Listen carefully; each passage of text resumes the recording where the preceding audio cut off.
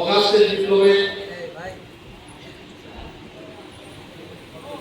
1400 জন শাহাদাত বরণ করেছে। এদের লিস্ট বাংলাদেশ জামাত ইসলামী ছাড়া কার কাছে নাই। ইন্টারিম গভর্নমেন্ট টাকা বলে আনিয়েছে যে আমরা এই শহীদদের কাছে এই করেছি সেই করেছি।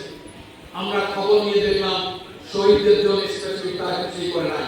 ওই যে বাংলাদেশ জামাত ইসলামের আরেকটা শহীদুর রহমান ধারে ধারে গিয়ে ওই শহীদ পরিবারকে সহযোগিতা করেছে এবং বন্ধুদেরকে নিয়ে আমরা প্ল্যান পরিকল্পনা তৈরি করছি। আমরা শহীদদের জন্য সহযোগিতা তৈরি করেছি। এটা আমাদের কমিটমেন্ট। যারা বাংলাদেশকে দ্বিতীয়বার স্বাধীন করে দিল, যারা আজকে আমাদেরকে এইভাবে কথা বলার সুযোগ করে দিল, 26শে ফেব্রুয়ারি নির্বাচন অবাধ করার জন্য যারা জীবন দিলেন, তাদেরকে আমরা যাদের কাছ থেকে হারিয়ে দিতে পারি। যারা আহত হয়েছে তাদের চিকিৎসার দায়ভার এবং তাদের দেখভালের দায়িত্ব বাংলাদেশ জামাত ইসলামী গ্রহণ করেছে। আমরা ধিক্কার জানাই সরকারকে। এই প্রাইম মিনিস্টার তারেক সাহেব প্রথম দিকে না বললো, শেষের দিকে বক্তৃতা বলেছেন হ্যাঁ বলে আপনার ভোট দিন।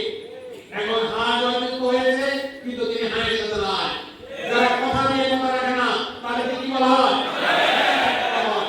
আমরা বলছি মুনাফিকি আচরণ ত্যাগ করেন।